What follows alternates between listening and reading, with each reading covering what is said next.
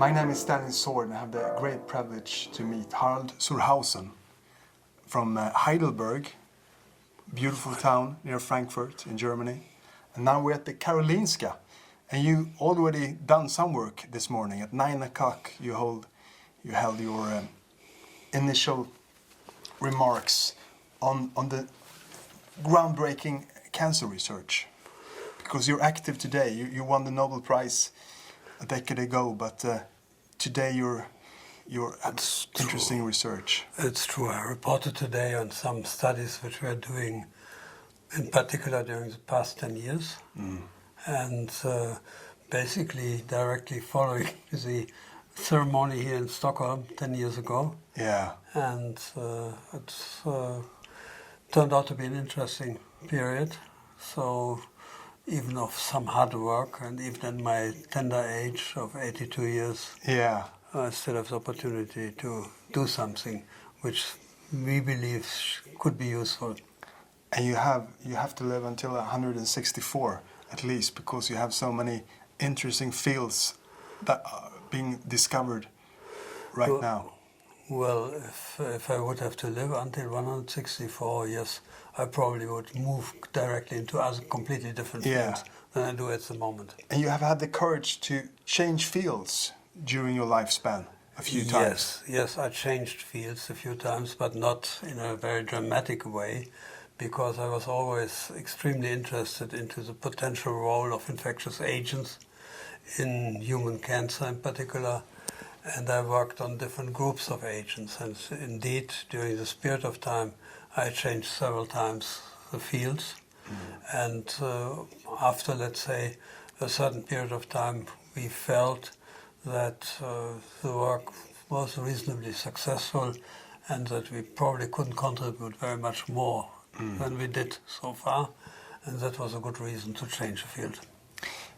And you found your dream early in life. At the age of 5, you set part goal, part dream. Well, let's say it this way. I remember that a friend of mine and I, at the age of 5, we were asked by some adults, "Wow, what are you going to do when you are older?" And we both of us said spontaneously, we werden Naturforscher. We will become researchers in natural sciences. Yeah. To the astonishment of those older people. Yeah. And your mother and father, your mother is from Latvia? My mother is from Riga. She was basically Latvian. My grandfather was total Latvian. Yeah. And my grandmother was, as it was frequent there, a mixture of Polish, German and Latvian ancestry. And it turned out to be a great mix. You had 3 siblings. That I leave to judge for others. Yes. Yeah. Yes, I have 3 siblings. And you're the kid brother, with two bigger brothers. I was the youngest one. Yes. Yeah. And in some sense, it was because of the Russian Revolution. That's absolutely true. It is. I'm sometimes saying jokingly, I'm a product of the Russian Revolution, as well as my siblings as well, because after the First World War, in which my father was present as a soldier for quite a long time in the ditches around Verdun, for years really, and tremendously suffering during this time. And he, after the First World War, a difficulty in finding a suitable job in Germany. It was a difficult situation. Before the war, he started to study agriculture. He was the son of a farmer. My grandfather was a farmer. And so he decided to join a kind of what they called a corps which was a group of young, more or less young men who were asked to form some kind of a troop which should liberate the Baltic states from the communists who occupied it just at that time, Riga and some of the other cities. And this corps was quite successful. They liberated it for a short period of time until the British came in from the other side of the Baltic Sea and stopped them. But in this period of time, my father met his future wife, my mother, and it took them only 4 weeks before they decided that they would get married. Love at first sight. And it was a love at first sight, and it lasted until the end of both of them. Ah. And you yourself, you have 3 sons. I have 3 sons, yes. You have the opportunity to both discuss your work and Yes, in the past much more than right now, but let's say this way, they all are in independent positions, they all have their own families. yeah. One is a professor. One is a professor in pathology at the University of Maastricht in Holland. The other one became he has a kind of a consulting company where he consults really the pharmaceutical companies in buying or getting rid of some smaller setups and so on. And the third one is an epidemiologist. Do you think it's because of the atmosphere in the family and the discussions as childs, or do you think it's in the genes that It's hard for me to say, but probably, obviously, there's some influence which you have. All of my children were complaining that I had spent too little time with them, yeah. even at that period when they were smaller. So, but nevertheless, to some degree, I'm sure that the discussions influence their final decision what to do. And you started out. It was a rough start. Here in Sweden now we have a calm sea, but you growing up in a Germany, you're born in 36. Well, let's say it this way. I had a difficult period of time during the war period, the Second World War, because I was 3 years old when the war started. That's the first period which I remember really. We were living in an area which was very heavily bombed during the wartime, and which up to the end of the war was going on this way. My oldest brother was drafted already into the army at the age of 15. And so the family was a bit disrupted. My father was drafted again in the Second World War as well.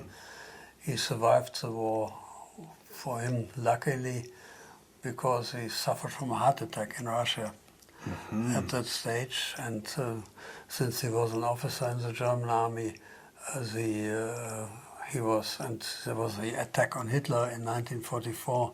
Yeah.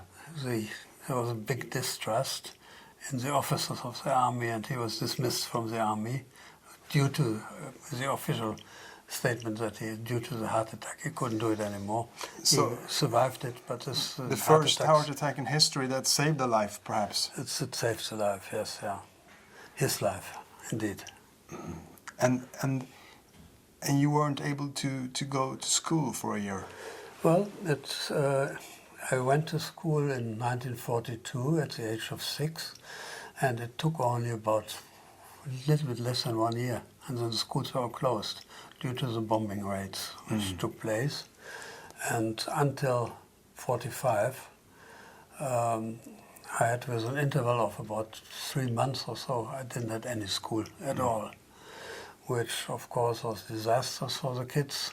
I enjoyed it myself, but it was really bad because finally, with the aid of one of my aunts who was a teacher, I managed to get into the gymnasium at the age of 10, and there were about, I would say, 300 pupils who were supposed to go there, and they accepted about, if I could recall it correctly, or even more than 300. They accepted something like 120, and for some reasons, miraculously, I was amongst the 120 who were selected. And when I finished my first year at school, they said it was written into my, testimony grades, and at the end, Zeugnis in German, that they finally permit me to pass into the next class after severe considerations, as they wrote, because my background was very poor in the first year due to the lack of training during my school time. And as a young boy, you had this dream, and you followed your passion in some sense. Did you have any other? You grew up in a hardship in Germany, but as a child, were you able to play and to have yes. Yeah. Yes, well, we were living in an area with some farms around it, and so I had some playmates there who were also children of my age. Some of them I remained friends with up to today. And in a way, we were quite interested, those in my closest friendship, they were quite interested in animal life and birds and plants and so on. So and that I kept also for my lifetime. Yeah. And then you start as a doctor. Well, it was let's say it this way, it was a difficult period for me to decide. When I finished my school time, my parents moved when I was 14 to the northern part of Germany, in Vechta in Germany, which is about 60 kilometers south of Bremen. And when I finished the final examination, or even a year before, I had to make some kind of decision what to do. And I was considering medicine, I was considering biology and also chemistry. And I was a little bit torn between these types of decisions, and eventually decided to go into medicine, and that is a decision which I never regretted in my life subsequently. And do you think it's something that combines, people going into medicine throughout the ages? Is it the love of science, or is it the love to help people, or? Well, it's interest. I'm not really pathetic about it, but the interest and the curiosity of finding out something which looks a little bit mysterious. And there are a couple of diseases which, even in part up to today, look mysterious, which started to fascinate me very early. I was ardently following at an early age, at about 10, 11 years, of the biographies of Robert Koch, Louis Pasteur, and a couple of others, Sinclair Lewis' book on Aerosmith, Dr. Matt Aerosmith, and they fascinated me. Yeah. And so I clearly wanted to become a researcher myself, even after studying medicine. But first you had to work as a doctor. Well, for a little while. When I finished my medical training at the University of Düsseldorf in 1960, I had to work for 2 years as a medical intern to get what we call in Germany the Approbation, which means the permission to practice medicine. Yeah. And I wanted to have this. Yeah. So I did my work in 3 different types of hospitals, in surgery, internal medicine, and gynecology.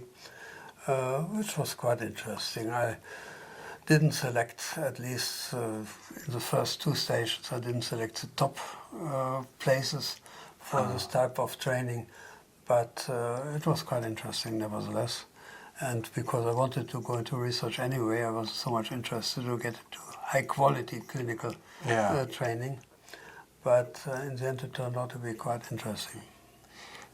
And I liked it, by the way, and when I left the clinical work and went to research, that was the only moment in my life I was undecided whether I should go back into medical practice or go on in research. And it tipped in the research way. Yes. Have you ever wondered what happened if you took the other path? Well, of course I did, but let's say it this way, during this 2 years period, I realized that I could very well communicate with patients, and that the patients, in a way, disliked the fact when I left. Yeah. And so I thought, as a practitioner, I probably would have done all right. Oh. And what was it about cancer that fascinated you so much? Cancer fascinated me in particular since my student times, because at that stage I learned about bacteria which become infected by bacterial viruses, bacteriophages. and that in some instances these phages left their genomes in the bacterial cells, and they persisted there. They may even change the property of the bacterium and may spontaneously be produced at some stage. And I thought cancer would be a beautiful example where something similar could have happened.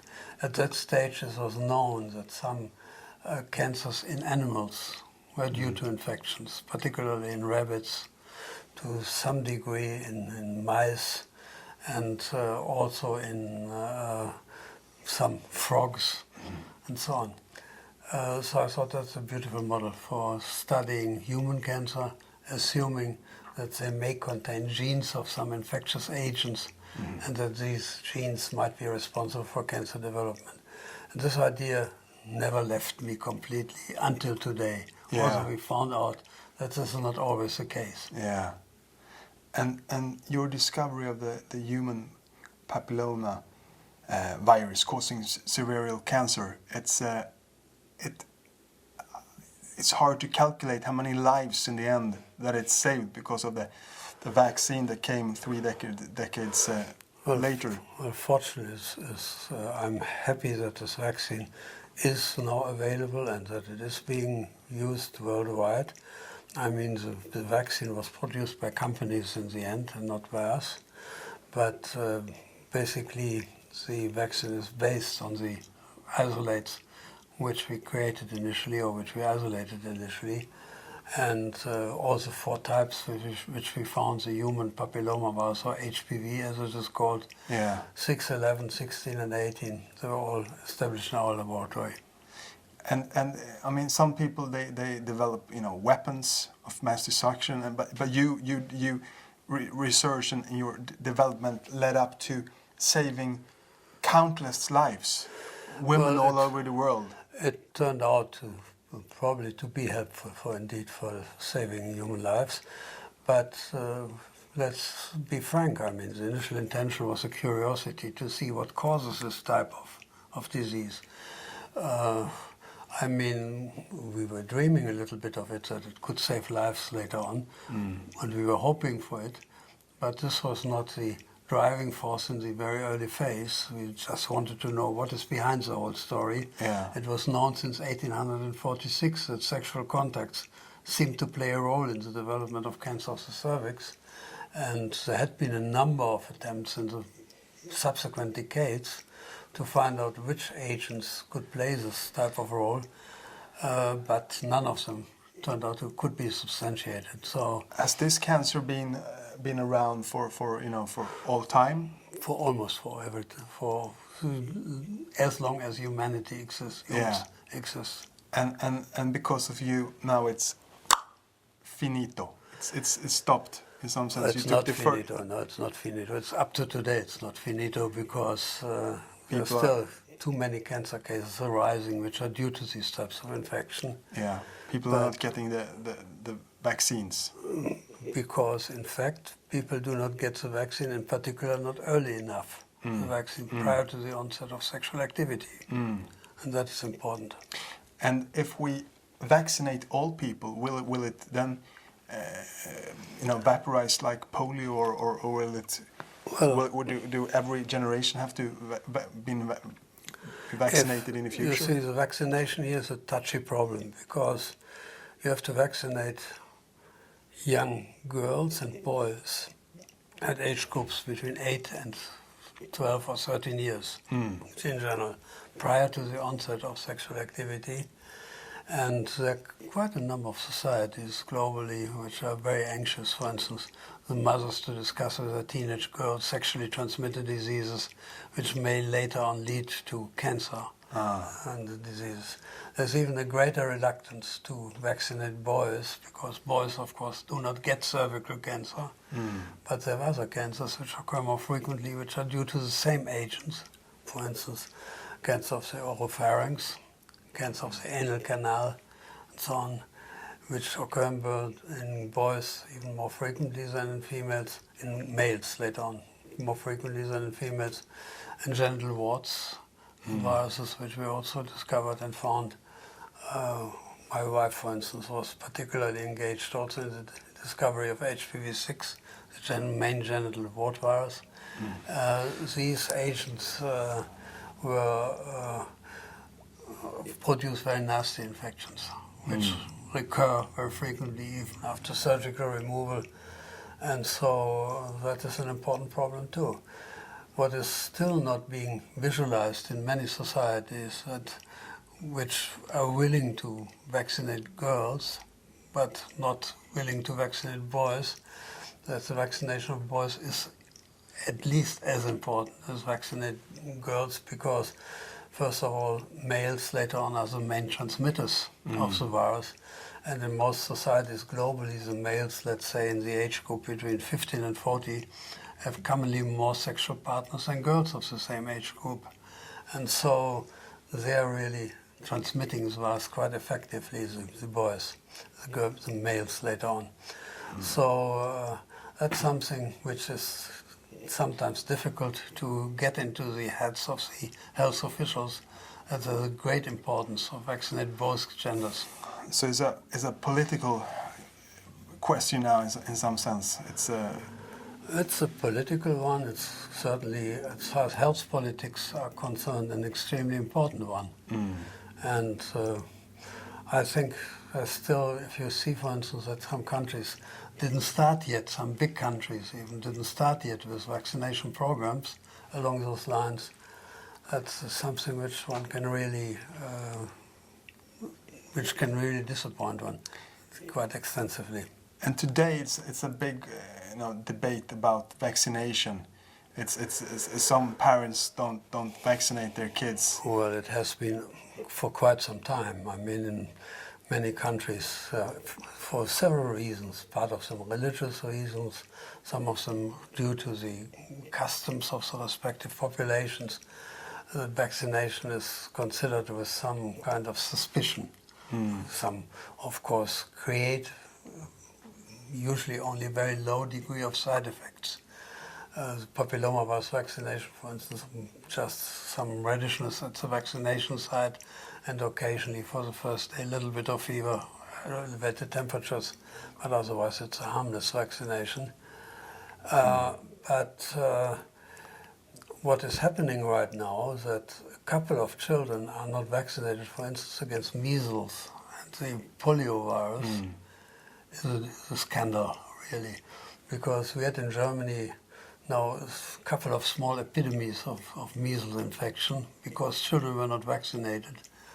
In Berlin, for instance, 1,500 kids became infected almost at the same time, and as in my understanding, 2 of them died. If you keep some sequelae, some follow-ups, some consequences of the infection for long periods of time, and these are absolutely avoidable. And so I'm frequently saying the tendency not to vaccinate is more of a scandal than anything else, because we need to protect the children, and there is a protection available. The side effects are minor side effects, and they're clearly much, much minor in comparison to what happens in the worst case of the vaccines. And early on, you went to America to work as well. Well, early on, I went to the United States. I stayed after finishing my medical training, first of all, 3 years in Düsseldorf in the Institute of Microbiology, where I learned bacterial and viral diagnostic work mainly. Did some experiments on my own, which I could do, some of them, how should I say, crazy ideas, which didn't work out. But in a way I had the freedom to think about many things, which other young people in my age at that stage wouldn't be able to do. Then I went to the United States because in the 60s. I was frustrated by the fact that in Düsseldorf I couldn't learn much more, and there was very little guidance at all in research. So I was desperately looking for a position, found one in Philadelphia, and stayed there for a little bit more than 3 years. And that was quite interesting, because there I became aware of the newly discovered Epstein-Barr virus, which was discovered in England, but the first cultures of cells which contained this virus EPV. came over to Philadelphia. And besides some work on chromosomal modifications due to viral infections, I worked later on for quite a while, particularly also after returning to Germany after 3.5 years, on Epstein-Barr virus role in human cancers, particularly nasopharyngeal carcinoma, which is prevalent in China, southern China, and also on Burkitt's lymphoma, childhood tumor. And we could make some, as I believe, some interesting observations on the system, particularly in nasopharyngeal carcinoma, where we could identify the viral DNA in the typical nasopharyngeal carcinoma cells themselves, and not, as it was suspected by many of the virologists at that stage, in the surrounding infiltrating inflammatory lesions, cells. And in Burkitt's lymphoma, we could also demonstrate that cells which did not produce this virus contain nevertheless the viral genomes.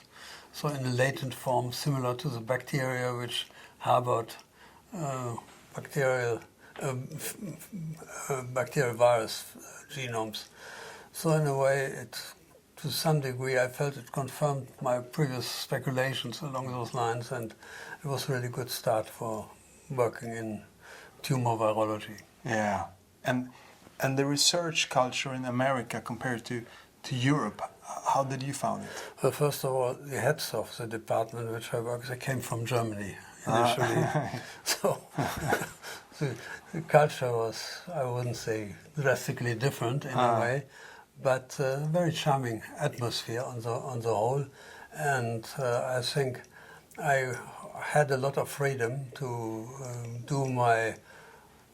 to carry out my ideas in spite of some, how should I say, slowly mounting pressure of my chiefs, of my bosses, a couple, to work more intensively on their area of research. But I claimed that I need to gain some experience in molecular biology and worked mainly on another virus system initially, adenoviruses and cancer.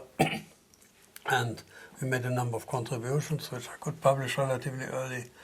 So in a way, the period, as far as publications were concerned and work was concerned, was reasonably successful.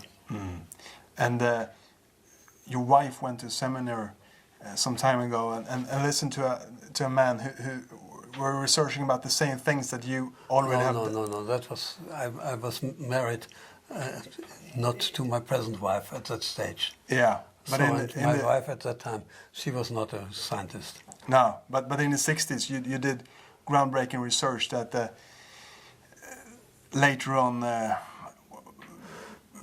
Well, it was, let's say, it was a very fruitful period. Yeah. In a way, it helped me when I returned to Germany in 1969 to an institute in Würzburg to establish there a small group very quickly, in view of the fact that the head of that institute was believing into the independence of young researchers very much and supported me very much. And so there we started to do a lot of the Epstein-Barr virus work, which turned out to be very fruitful, but where I had learned the basic techniques for in Philadelphia. And building great teams, research teams, how do you go about doing that? Well, I never built really big research teams. I always worked in a group, let's say, usually of something like 10 to 15 persons and people. How do you put it together, like become a Nobel Prize winning team? But at that time, I wasn't a Nobel Prize winner, so it happened much later. But I always prefer to work in a small team. The difference was only when in 1983, when I was asked to become scientific director of the German Cancer Research Center, the Deutsches Krebsforschungszentrum in Heidelberg, and which was a big group. I mean, at that stage, the center was employing about close to 3,000 people, and I jumped instantly from a position which I had previously in Erlangen as the head of a department of virology, a newly created one. Subsequently, I moved to Freiburg into a similar institute, but from there then to Heidelberg. And I must say that was really a very big step, because obviously I had to do to take over a number of administrative duties as well, appointing scientists, restructuring in part and reorganizing that center, which took a lot of time. I couldn't do as much research during this period of time myself as I wanted to do. So when I left it after 20 years, the really pleasant aspect was that I could return to research again. And research has been a passion. And when do you get the greatest ideas? Is it in the shower or taking a walk or drinking a glass of wine? I don't know. I can't really tell you. I think, of course, I always felt that I was a relatively diligent person, working relatively hard. And I was reading a lot, I was contemplating a lot of things. I had a lot of discussions with my wife, Michel Devilliers. And you have had the pleasure to work with your present wife for a long time. Yes, She true. is a researcher, and she was your boss as well. For some time. Up to today, she's my boss. Yeah, it's just like in my home, huh? We run by our wives. It didn't change very much. But it must be extremely rewarding to be able to share and communicate your research in a home environment. That's true, and she's also a researcher, so she is quite active and engaged in her research as well. And certainly we collaborated very much, particularly in the last 10 years or so, and even prior to that very much. So it's indeed quite a good situation. And is it in the communication, or is it thinking by yourself? When does the greatest progress in your work come? Well, it comes from discussion, it comes from thinking about some aspects, it comes from reading, hearing a few things and so on. Basically, let's say we worked for a while on, as I said before, we worked on Epstein-Barr virus for quite some period, and left it at a stage when we felt that we couldn't contribute very much more to what we did up to then. We left the papilloma virus field after we had worked on it for about 30 years. Again. And it takes courage to break away from the past. Well, it's courage. And open the doors of the future. When you feel that you are at a stage where you achieved most of it what you could possibly achieve, then it's probably not so much courage, but it's rational to change the field. And that we did, quite dramatically in some instances, yes. So what has been the biggest decisions of your life? Well, each of them, when I changed the field. I mean, see, when I started in Düsseldorf in microbiology, I worked on chromosomal modifications for virus infections. That was an important but relatively inefficient phase of my life. When I moved to Philadelphia, I worked on adenovirus and cancer, and subsequently on Epstein-Barr virus and human cancers. And when I left America, the United States, for Würzburg in Germany, I had a nice offer from Würzburg, which looked quite promising for me to develop my own group very well. It was a decision then after the Epstein-Barr virus work, to think about something else, what you could do subsequently, and particularly with the appointment to the University of Erlangen to build up a new institute in 1972, there was a dramatic change in turning completely to papillomaviruses and cancer, and that we followed up for almost 30 years. And cancer is something that's developing on its own. Is there new cancers coming out, or is it the same ones, but that we discover more in depth and detail? Well, let's say it this way: the cancers, of course, those types of cancers which we studied are with humans since the origin of human life. Yeah. And or almost since the origin of human life. And what triggered us and what interests us very much is the many unresolved questions surrounding these types of cancers. Why is it that breast cancer or that colon cancer is increasing over the time quite continuously? Some of the epidemiologists believed that they had a clear-cut answer for this because they claimed it's just the consumption of red meat. Some even went further and said of dairy products of cattle, which may be linked to this type of diseases. The red meat plays a major role up to today in the heads, I would say, of the majority of epidemiologists. Yeah. And we distrusted the story to some degree.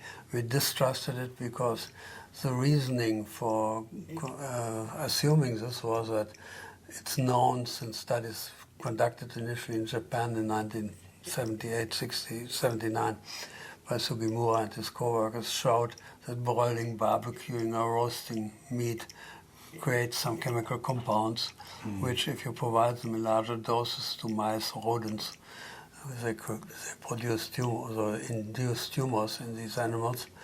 And so that seemed to be a convenient explanation why red meat consumption is a high risk for the development of these types of cancers.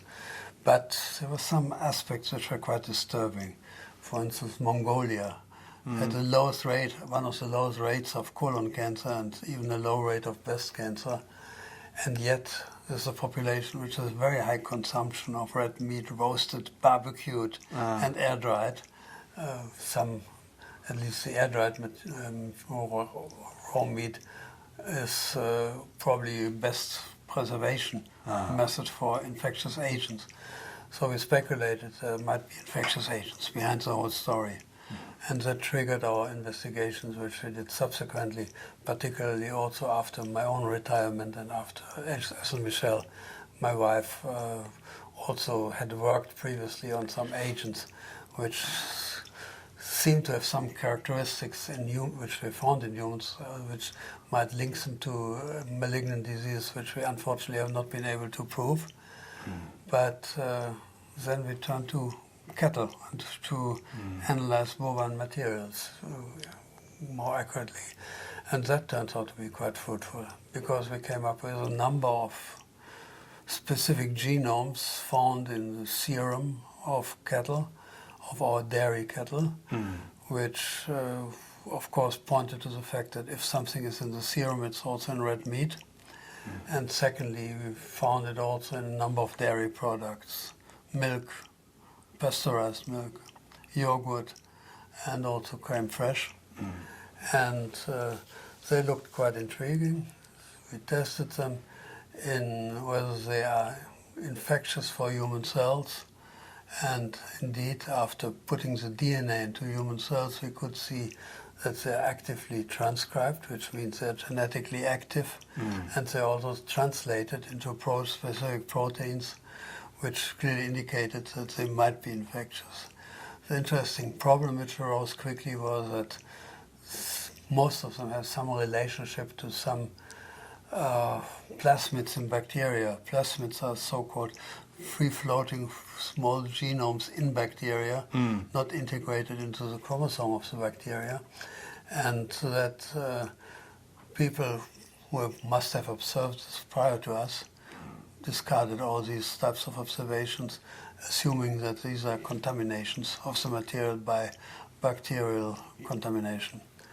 So due to the work on TT viruses, the ones which I mentioned a moment ago, we selected a different way, put them into human cells, saw the genetic activity and the expression of proteins, and that triggered our interest even more into the whole story.